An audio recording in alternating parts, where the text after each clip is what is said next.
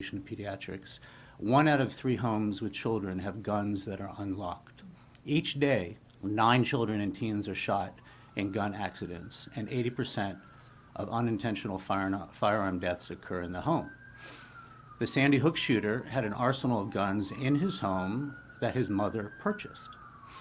According to a recent report from the American Academy of Pediatrics, the lead cause of death for children of ages 10 to 17 is suicide, and adolescent suicide is strongly associated with firearm availability. The AAP recommends that families with depressed teens develop a safety plan to restrict the young person's access to lethal means of harm, which includes firearm.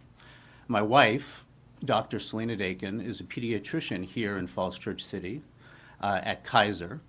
She is the head physician at Kaiser, and she sees many Falls Church City school parents and families.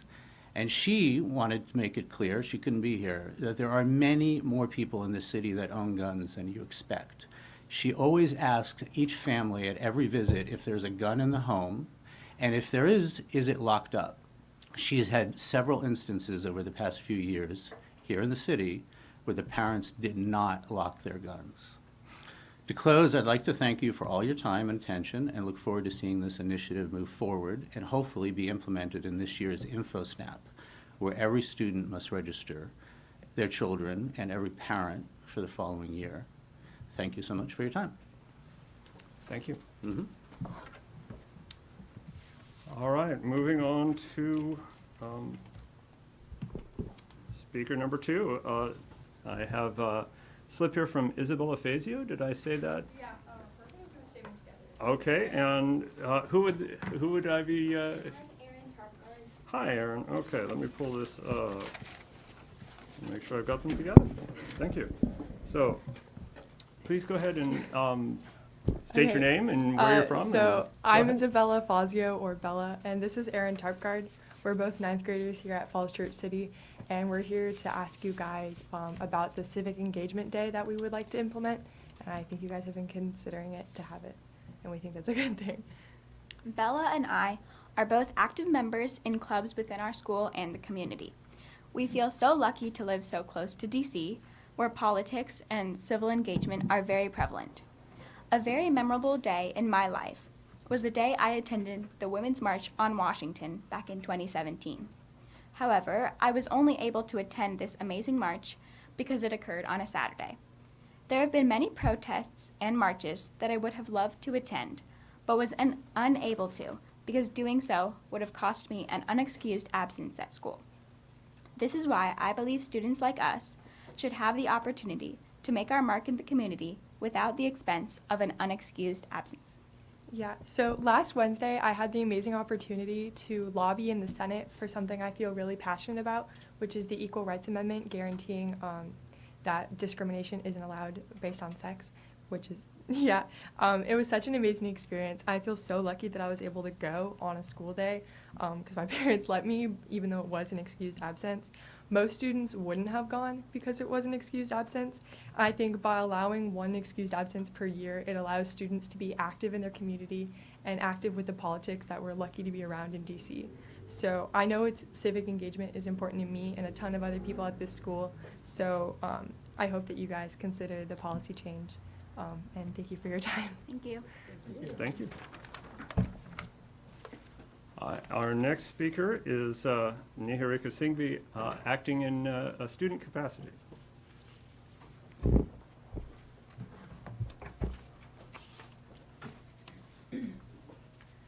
Hi, I'm Niharika, and I'm a senior at George Mason High School. So, I'll begin now. Society demands change, and civic engagement is the means for citizens to stimulate that change. As a youth, it's integral for us to be able to use our voice and create a better and more suitable world for ourselves, because after all, we are the future of our community. But the benefits of civic engagement exceed this rather general statement.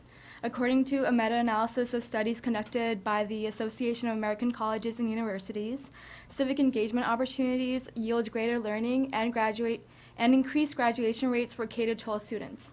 Why, you may ask? Well, civic engagement is a way for students to transform textbook knowledge into real-world experience. By doing so, students constructively build their critical thinking skills, communication, and interpersonal skills. Civic engagement also motivates students to innovate, participate, get out, and make a difference in the community, and also become mindful of local and global issues. In turn, students become more engaged and well-informed, which makes them even better students. Along with educational benefits, one excused absence for civic engagement for students signifies thousands of more voices to be heard, voices that can and will make an impact. As students, we should be able to advocate and fight for what we believe in. Whether it's about gun safety, abortion, or equal pay, the issue doesn't matter. This isn't partisan. This is about our ability to go out and make a difference and to have the opportunity to do so on a school day if it's necessary. While missing a school day may seem to be significant now, we urge you to focus on the many benefits of civic engagement that civic engagement offers, that not only include a platform for expression, but also improvements in a student's life and their skills. And remember, this day is there for only those who want it and will make use of their voices to affect change. Thank you. Thank you. Next speaker slip is for Elizabeth Snyder.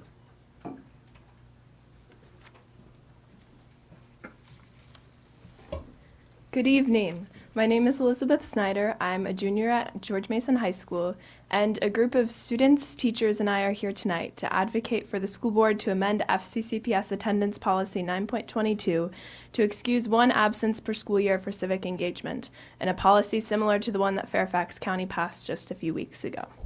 I've been interested in this issue since Montgomery County introduced a similar policy last year, and other students have become interested in it too, as they've seen what Fairfax County has passed and wondered why Falls Church hasn't done the same.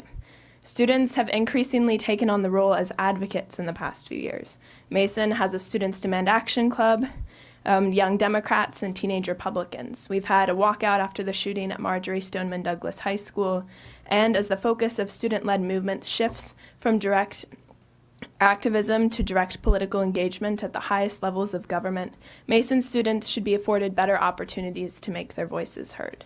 There's no better way to do so than by adding civic engagement to the list of reasons for excused absences. The International Baccalaureate program tells us that student activism should not be limited to the school grounds. We should be involved in protests, congressional hearings, and meetings with elected officials. If I want to lobby my state senator in Richmond, I should be able to.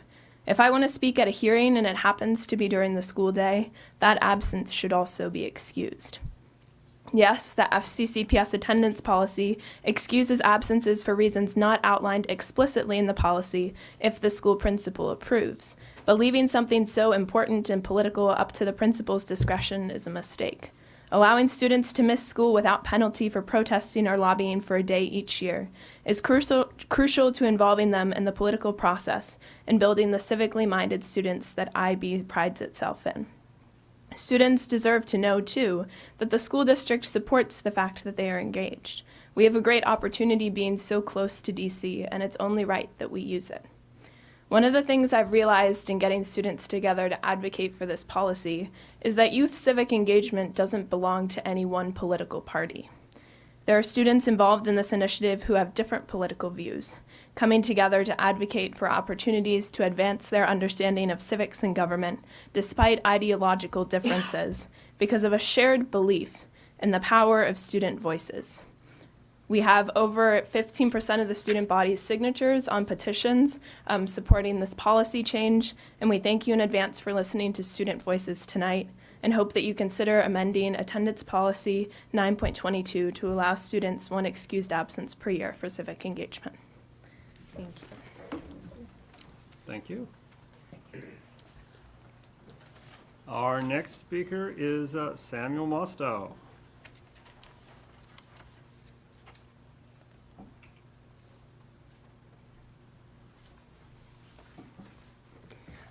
Good evening, members of the school board. My name is Samuel Mostow. I'm a sophomore at George Mason. I'm going to pull this up. Falls Church City Public Schools was the first pre-K through 12 school district in Virginia to become an IB district. We pride ourselves in our IB schools, whether it's the primary years program in elementary school, middle years program in middle school and early high school, and the diploma program towards the end of high school. Since kindergarten, the IB learner profile traits have been enforced and reinforced to students, emphasizing the need for students to ask questions, show empathy, and be communicative, which allow us to become better global citizens.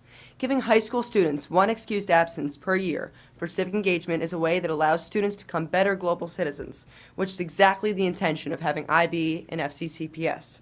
The best way to teach students to become better global citizens is to allow us to experience civic engagement firsthand. By allowing us one day per school year to clean a park or volunteer on a campaign or go to a peaceful protest, students will become better global citizens and better IB learners. Thank you. Next speaker would be Arianna Hadid? Hamid. Sorry, I misread that. My handwriting isn't the best. I'm sorry. Okay. Hello, members of the school board. I'm Arianna Hamid, and I'm also a sophomore, and I'm here today to express my interest for an excused absence given to all students who decide to miss school to exercise their First Amendment right to assembly and to petition the government.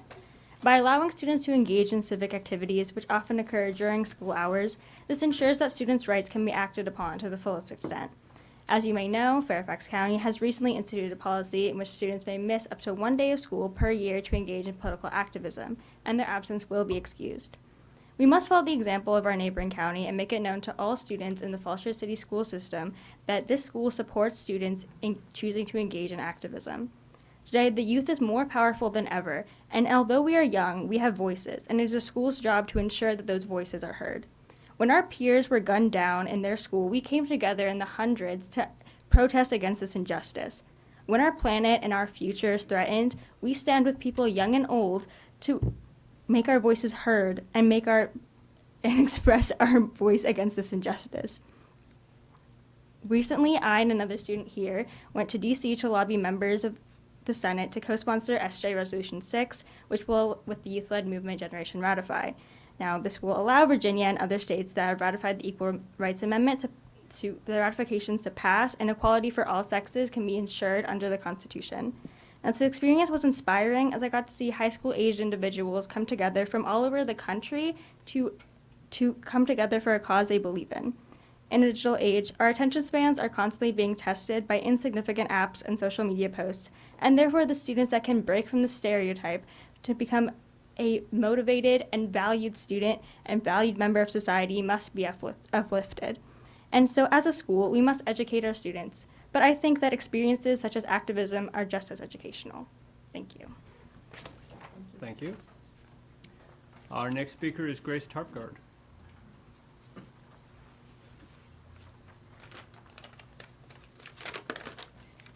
Hello, my name is Grace Tarpgard, and I'm a junior at George Mason. Thank you all for hearing us all out multiple times. So, I'm just going to add a little 2 cents to what all my peers have said so eloquently. As the next generation of leaders and legislators, we deserve to have our voices heard. As citizens of Falls Church, we are also so privileged to live a short distance away from our nation's capital, where many of the most historic marches and opportunities for civic engagement take place. However, many of these events take place on weekdays, so they lack the student perspective. For this reason, we are asking for a measure similar to one Fairfax County recently enacted to allow us to do our duty to our country and ourselves by making sure democracy lives on through not only our words, but our actions. IB encourages us to be open-minded, risk-takers, caring, inquirers, and more. With the opportunity to take part in civic engagement, we can put these characteristics to use in the real world and fight for what we believe in, hopefully bettering our society for all. Thank you. Thank you. Our next speaker is Noah Zia.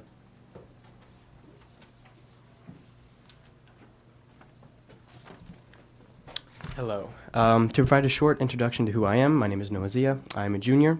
Since I don't have much time, there are about 3 things you really need to know about me. 1, I'm a huge history buff, and 2, I'm a foreign service brat. 3, I'm a huge procrastinator, as you saw.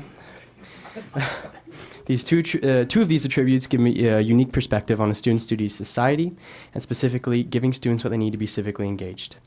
I found that nothing helps me explain that perspective to people than this story. And don't worry, it connects to the whole thing. I remember walking through the barren streets of Kiev no more than a few months after the Maidan Revolution.